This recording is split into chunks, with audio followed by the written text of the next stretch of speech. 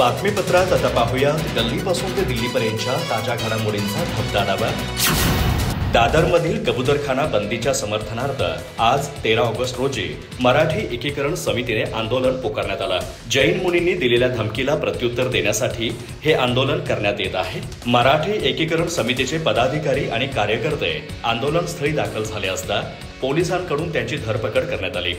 या दरम्यान पोलिसांनी मारहाण केल्याचा आरोप आंदोलकांनी केला आहे। आंदोलनापूर्वीच दादर पोलिसांनी मराठी एकीकरण समितीच्या पदाधिकाऱ्यांना नोटीस बजावली होती। मात्र तरीही दादर कबूतरखाना परिसरात सकाळी 11 वाजेनंतर आंदोलक जमायला सुरुवात झाली।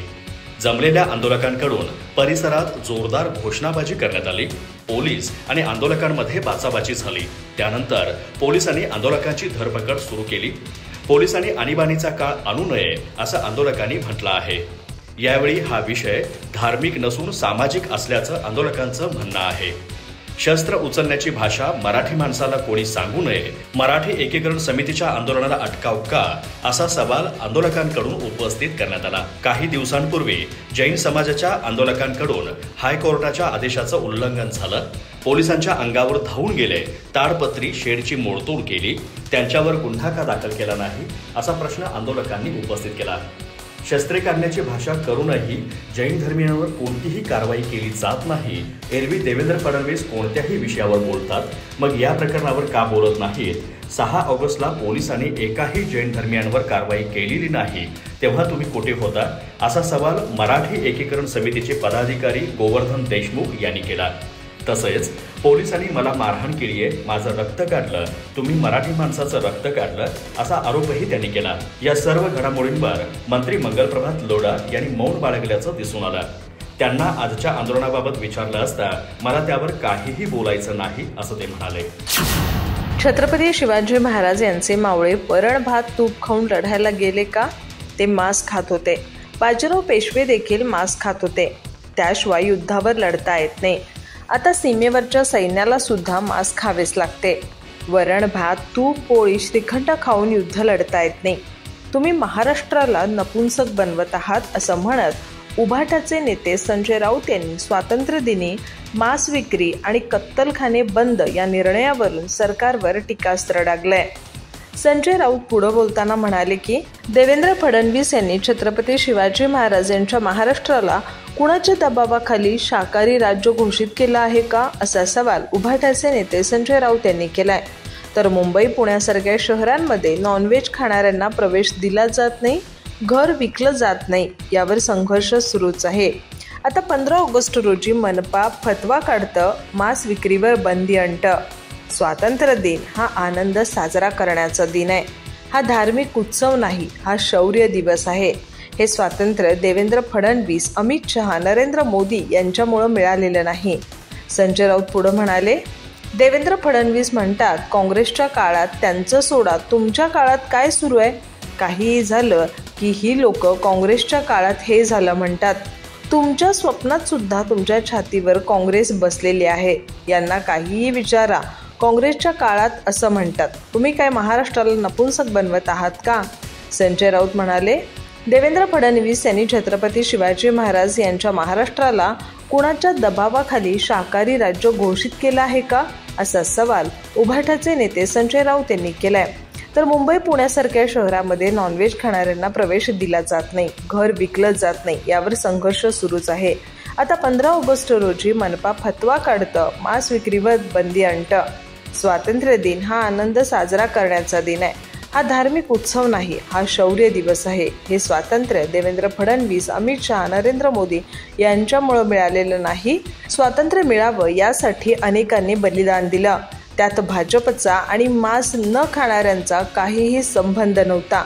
सरकारकडे मागणी केली कुणी की स्वातंत्र्य दिनी मांस विक्री करू नये, हे काय नवीन थोतांड आहे? याचे जनक कोण आहेत?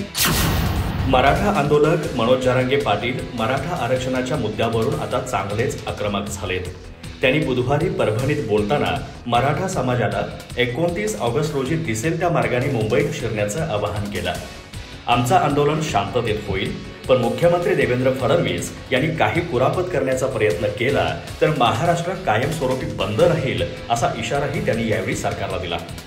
मनोज जरांगे येत्या 29 ऑगस्ट रोजी मराठा आरक्षणासाठी मुंबईतील आझाद मैदानावर उपोषणाला बसणार आहेत। यासाठी ते विविध जिल्ह्यांना भेटी देत तेथील मराठा समाजाला एकजूट करण्याचा प्रयत्न करत आहेत।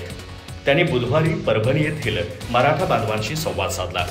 त्यानंतर पत्रकारांशी बोलताना त्यांनी आपल्या समाजाला दिसेल त्या मार्गाने मुंबईत शिरण्याचं आवाहन केलं। ते म्हणाले, मी कुणालाही मॅनेज होत नाही, त्यामुळे मुख्यमंत्री देवेंद्र फडणवीस यांना हल्ला करायचा आहे, हे षडयंत्र आहे।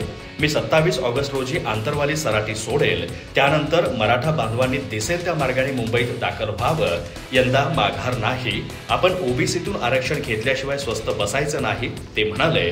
देवेंद्र फडणवीस काही दिवसांपूर्वी गोव्याला गेले होते। तिथे त्यांनी ओबीसी मेळाव्याला मार्गदर्शन केलं। ओबीसी नेत्यांचे कान भरले। त्यांना मराठा आरक्षणाच्या आंदोलनात दंगल भडकवण्याचा डाव आहे। मला त्याची कुणकुण लागली आहे। आमचं आंदोलन शांततेत होईल, पण फडणवीस यांनी वेगळं काही करण्याचा प्रयत्न केला तर महाराष्ट्र कायमस्वरूपी बंद राहील। पंतप्रधान नरेंद्र मोदी यांनाही या प्रकरणी मोठा त्रास सहन करावा लागेल।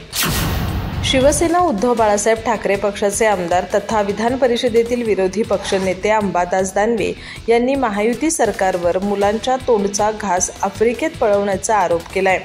या प्रकरणी त्यांनी सरकारला भ्रष्टाचार पे चर्चा करण्याचे आव्हान दिलं असून जागा आणि वेळही त्यांनाच ठरवण्याची सवलत दिली आहे। शिवसेना ठाकरे गटाचे पक्षप्रमुख उद्धव ठाकरे यांनी आपल्या पक्षाच्या कार्यकर्ते आणि पदाधिकाऱ्यांना शक्य त्या सर्व ठिकाणी महायुती सरकारच्या भ्रष्टाचाराची चर्चा सुरू करण्याचं आवाहन केलं होतं।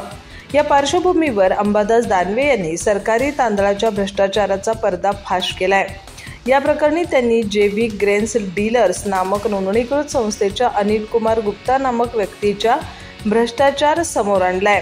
तसंच या व्यक्तीला सरकारचे कथित पाठबळ असल्याचाही आरोप केलाय। अंबादास दानवे आपल्या पोस्टमध्ये म्हणतात, सरकारतर्फे कोणीही जबाबदार माणसाने यावे आणि या भ्रष्टाचार पे चर्चा करावी। जागा आणि वेळ तुम्हीच ठरवा। मुलांच्या तोडचा सरकारी तांदूळ थेट आफ्रिकेत कोण पोहोचवतंय पाहो, हे सरकारला ज्ञात आहे का? पहा हा भ्रष्टाचाराचा नवा फंडा। जेवी ग्रेन्स डीलर्स ही नोंदणीकृत संस्था सामाजिक कार्यासाठी नोंदवली गेली, पण पहा या संस्थेला मुंबई जिल्ह्यातील तांदूळ वाहतुकीचे कंत्राट देण्यात आले।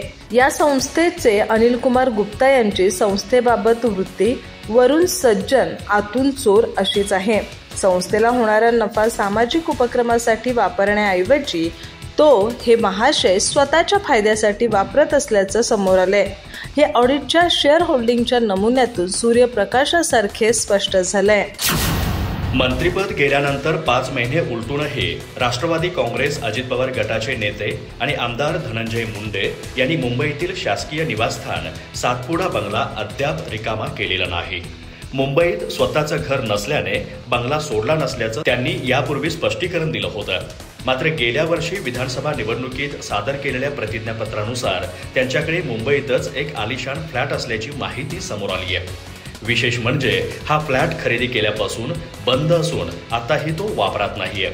धनंजय मुंडे यांनी विधानसभा निवडणुकीत सादर केलेल्या प्रतिज्ञापत्रात गिरगाव चौपाटीजवळ NS पाटकर मार्गावर असलेल्या वीर भवन या 22 मजली इमारतीत 9व्या मजल्यावरील 902 क्रमांकाच्या सदनिकेचा उल्लेख केलेला आहे। डिसेंबर 2023 मध्ये ही सदनिका त्यांनी आणि त्यांच्या पत्नी राजश्री यांनी संयुक्त नावाने 16,50,00,000 रुपयांना खरेदी केली होती। त्यापैकी 10 कोटी रुपयांचा खर्च स्वतः मुंडे यांनी केला असल्याचं प्रतिज्ञापत्रात नमूद आहे। दरम्यान मंत्रिपद जाऊन 5 महिने उलटले तरी धनंजय मुंडे हे शासकीय निवासस्थान सातपुडामध्ये ठाण मारून आहेत। सातपुडा बंगल्याचं क्षेत्रफळ 4,667 चौरस फूट आहे। नियमानुसार मंत्र्यांनी 15 दिवसात बंगला सोडला नाही तर त्यांना प्रति चौरस फूट 200 रुपये दंड आकारला जातो। यामुळे धनंजय मुंडे यांना महिन्याला 9,33,000 रुपये दंड लागत असून आता ही रक्कम 42 लाखांपर्यंत पोहोचलेली आहे। ही रक्कम दिवसेंदिवस वाढत आहे, पण दंडाची रक्कम माफ करण्याचे मुख्यमंत्र्यांना अधिकार असतात। मुंडे यांनी बंगलाही सोडलेला नाही व काही रक्कमही भरलेली नाही असं सार्वजनिक बांधकाम विभागाच्या सूत्रांकडून सांगण्यात आलंय। नवी दिल्लीत इंडिया आघाडीने निवडणूक आयोगाच्या विरोधात काढलेल्या मोर्चावर उपमुख्यमंत्री अजित पवार यांनी सडकून टीका केली। विरोधकांकडे आता कोणतेही मुद्दे राहिलेले नाहीत, म्हणूनच ते EVM नंतर आता मतदार याद्यांवरून आरोप करतायत असं अजित पवार म्हणाले। तसंच त्यांनी बारामती मतदारसंघाचे उदाहरण देत विरोधकांना पराभव दिलदारपणे स्वीकारण्याचा सल्ला दिला. शिवाय विरोधकांकडून होत असलेल्या आरोपांवर निवडणूक आयोगाने भूमिका स्पष्ट करावी असंही ते म्हणाले. अजित पवार म्हणाले, लोकसभा निवडणुकीत बारामती मतदारसंघात आमच्या उमेदवाराला 48,000 मतं कमी पडली, पण 5 महिन्यानंतर विधानसभा निवडणुकीत त्याच मतदारांनी मला 1 लाखांपेक्षा जास्त मताधिक्याने निवडून दिलं. म्हणजे मी तिकडे काही गडबड केली असा अर्थ होतो का, असा सवाल केला. लोकसभा निवडणुकीला वर्ष उलटलं. विधानसभा निवडणूक होऊन 9 महिने झाले. विरोधकांनी दिलदारपणे पराभव स्वीकारला पाहिजे असा सल्ला अजित पवार यांनी विरोधकांना दिला. मी बारामतीतून सलग निवडणुका जिंकलो आहे. त्यात कधी असं काही घडलं नाही. लोकांची कामं केली तर लोक आपल्या पाठीशी ठामपणे उभे राहतात. हा आमचा अनुभव असून लोकांच्या अडीअडचणी सोडवा, त्यांच्या सुखदुःखात सहभागी व्हा, असं उपमुख्यमंत्री अजित पवार यांनी म्हटलं आहे. पराभव झाल्यानंतर विरोधक निवडणूक आयोगाला दोष देतात आणि जिंकले तर उदो करतात. निवडणूक आयोग चुकत असेल तर न्यायव्यवस्था आहे ना. राजकीय पक्षांना आपला मुद्दा मांडण्याचा अधिकार असतो, पण आयोगाला बदनाम करणं योग्य नाही. अरविंद केजरीवाल यांनी दिल्लीत अभूतपूर्व यश मिळवलं, तेव्हा आयोग योग्य काम करत होता. पण आता त्यांचा दारुण पराभव झालाय, तेव्हा आयोगावर आरोप होत आहेत, असं अजित पवार यांनी म्हटलंय. धनंजय मुंडे यांनी लाच सोडली आहे. त्यांचे मुंबईतील मलबार हिल हिरानंदानीमध्ये फ्लॅट आहेत. माझा फ्लॅट हा देखील त्यांचाच आहे. त्यांना जर हिरानंदानी आणि मलबार हिलच्या फ्लॅटमध्ये राहावं वाटत नसेल तर त्यांनी माझ्या फ्लॅटमध्ये येऊन राहू शकतात, असे करुणा मुंडे यांनी म्हटलं आहे. तर धनंजय मुंडे पुन्हा मंत्रिमंडळात कधीच येणार नाहीत. 6 महिन्याच्या आतमध्ये त्यांची आमदारकी रद्द होणार आहे. कालच त्यांना औरंगाबाद हायकोर्टाने 10,000 रुपयांचा दंडही ठोठावला आहे.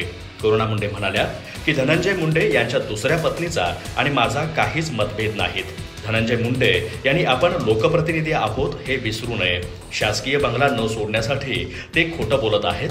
मुंडे यांनी स्वतःचे फ्लॅट रेंटने दिले असतील तर त्यांनी माझ्या फ्लॅटमध्ये राहण्यासाठी यावं. मी दुसरीकडे जाईन. 8 वर्ष तुम्ही जिथे राहिले तिथे दुसऱ्या पत्नीसह येऊन राहू शकता. मी माझ्या मुलांसह बाहेर जाईन. करुणा मुंडे म्हणाल्या की 42 लाख रुपयांचा दंड हा धनंजय मुंडे यांच्यासाठी काही मोठी गोष्ट नाही. ही छोटीशी रक्कम आहे. ते 90 लाख रुपयांचं घड्याळही घालतात, 5 लाख रुपयांचं बूट वापरतात. त्यांच्या वाहन चालकाला रोज 2,000 रुपये जेवणासाठी दिले जातात. त्यांच्यासाठी 42 लाख रुपये म्हणजे मोठी गोष्ट नाही. करुणा मुंडे म्हणाल्या की धनंजय मुंडे पुन्हा मंत्रिमंडळात कधीच येणार नाहीत. 6 महिन्यांच्या आतमध्ये त्यांची आमदारकी रद्द होणार आहे. कालच त्यांना औरंगाबाद हायकोर्टाने 10,000 रुपये दंडही ठोठावला आहे. संतोष देशमुख यांच्या हत्या प्रकरणी त्यांना क्लीन चिट देण्यात आली असेल, पण वाल्मिकी कराड असो किंवा सांगलीमध्ये त्यांचा साला असो की गंगाखेडमध्ये त्यांची बहीण असो, असे लोक गरिबांच्या जमिनी हिसकावून घेतात. यात वाल्मिकी कराडची काय ताकद नाही, हे सर्व धनंजय मुंडे यांच्या राजकीय ताकदीवर सुरू होतं, हे आपण नाकारू शकत नाही. बुधवारी सकाळी उत्तर काश्मीरमधील उरी सेक्टरमध्ये नियंत्रण रेषेजवळ दहशतवाद्यांचा घुसखोरीचा प्रयत्न सुरक्षा दलांनी उथळून लावला. या कारवाई दरम्यान 1 जवान शहीद झाला. सुरक्षा दलांनी संपूर्ण परिसरात शोध मोहीम सुरू केली आहे. गेल्या 13 दिवसात दहशतवाद्यांशी लष्करांची ही 3री चकमक आहे. यापूर्वी 10 ऑगस्ट रोजी किश्तवाडच्या दूल भागात दहशतवाद्यांचा समावेश असल्याची माहिती मिळाल्यानंतर सुरक्षा दलांनी शोध मोहीम सुरू केली होती. या दरम्यान दहशतवाद्यांनी सैन्यावर गोळीबार केला होता. इथंही शोध मोहीम सुरू आहे. दहशतवाद्यांच्या शोधात 1 ऑगस्टपासून कुलगामच्या अखल जंगलात शोध मोहीम सुरू आहे.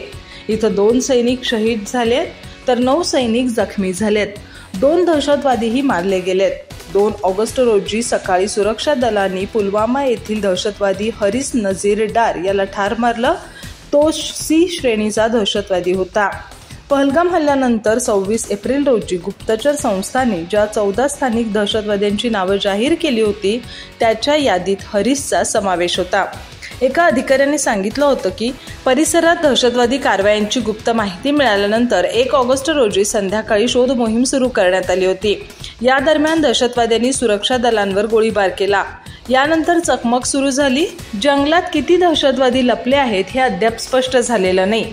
28 जुलै रोजी सुरक्षा दलांनी ऑपरेशन महादेव अंतर्गत लीड वासच्या जंगलात पहलगाम हल्ल्यात सहभागी असलेल्या 3 दहशतवाद्यांना ठार मारलं.